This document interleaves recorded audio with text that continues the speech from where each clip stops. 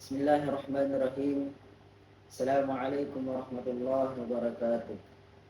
Alhamdulillahi rabbil alamin. Hamdan syakirin, hamdan na'imin, hamdan yuafi ni'amahu wa yukafi mazida. Ya Rabbana lakal hamd kama yanbaghi li jalalika wajhikal karim wa 'azimi sultan. Qala rabbi shrah li sadri wa yassir li amri wahlul 'uqdatam min lisani yafqahu qawli. Amma. Pertama-tama, marilah kita senantiasa memanjatkan rasa syukur kita kehadirat Allah Subhanahu wa taala.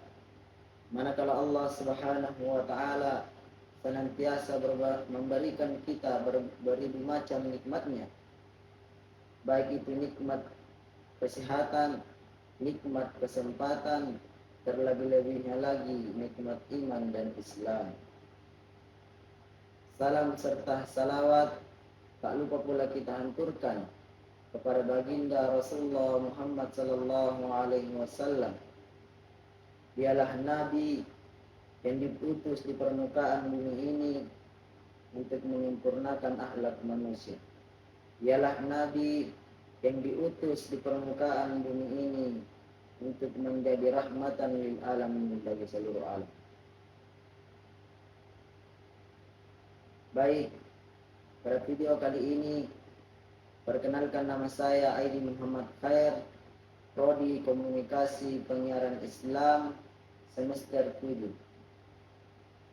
Sekaligus menjadi tugas dari mata kuliah kewirausahaan yang dimana dosen pengampu yaitu Al-Ustaz Fakhruddin Mansur, SEI, MEI. Beliau adalah owner kaos Kareba Oleh-oleh Makassar dan Warmindo Makassar. Baiklah teman-teman sekalian, sebelum kita melangkah lebih jauh, apa itu bisnis atau usaha?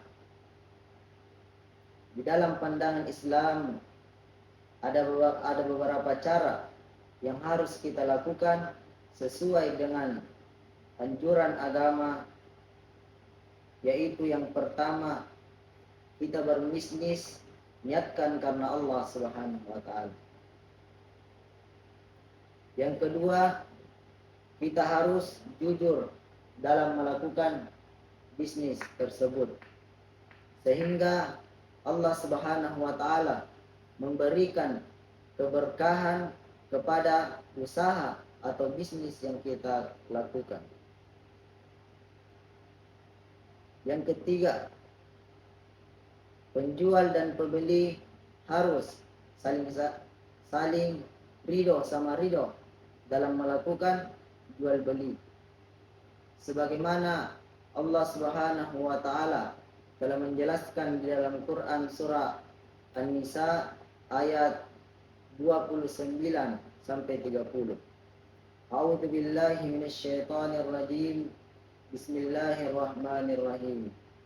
Ya ayyuhalladzina amanu la ta'kulu amwalakum bainakum bil batil illa an takuna tijaratan an taradin minkum wa la taqtulu anfusakum innallaha kana bikum rahim.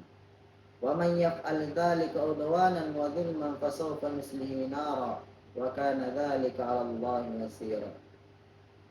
Ya ayyuhalladzina amanu, wahai orang-orang yang beriman, la ta'kulu amwalakum bainakum bil batil, janganlah kalian memakan harta di antara kalian dengan cara yang batil, illa an takuna tijaratan an taradin minkum, kecuali dalam hal jual beli yang dimana suka sama suka, atau yang dimaksud penjual dan pembeli ridho sama ridho.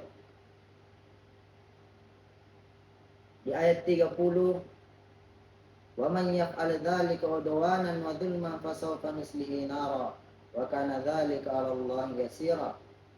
Dan barang siapa yang melakukan hal demikian atau kecurangan,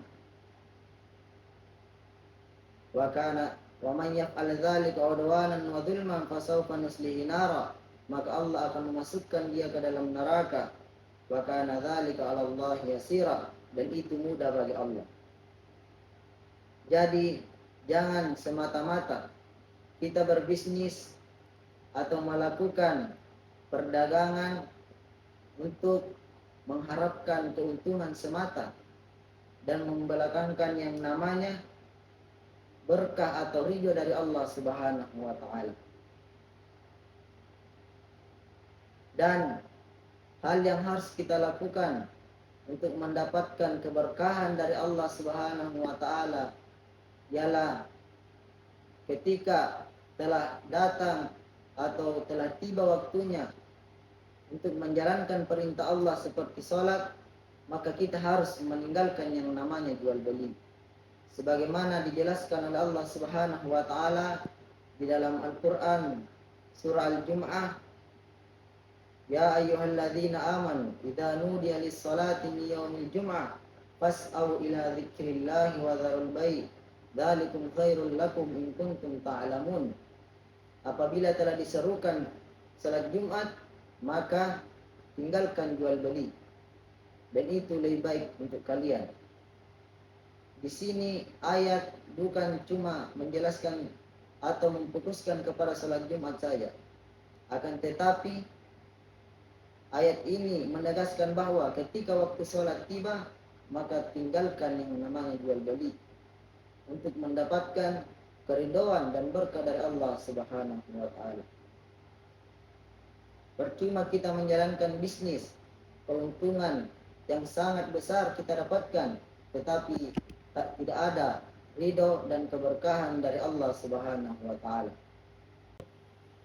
Baiklah, pada kesempatan kali ini saya akan memperkenalkan jenis usaha yang insya Allah saya akan jalankan di tempat pengabdian saya, yaitu menjual buku bekas kepada santri.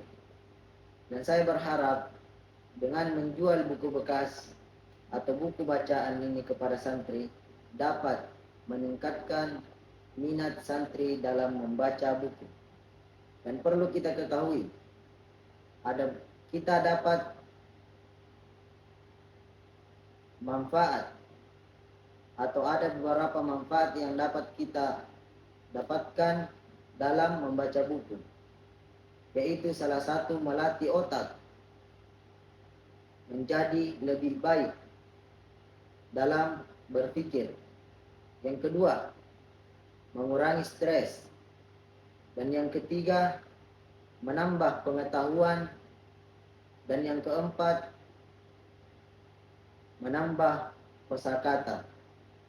Dan yang terakhir, kita bisa meningkatkan daya ingatan kita atau meningkatkan memori otak kita.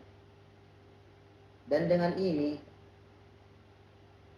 saya berencana untuk menjual buku bekas dengan harga 20 sampai dengan 35.000. Dan ini yang saya pikirkan untuk menjalankan usaha atau bisnis menjual buku bekas kepada santri sekalian. Mungkin hanya ini yang dapat saya sampaikan. Mudah-mudahan ada manfaatnya. Lebih dan kurangnya mohon dimaafkan. Billahi fi sabilil haq fastabiqul khairat. Syukran. Assalamualaikum warahmatullahi wabarakatuh.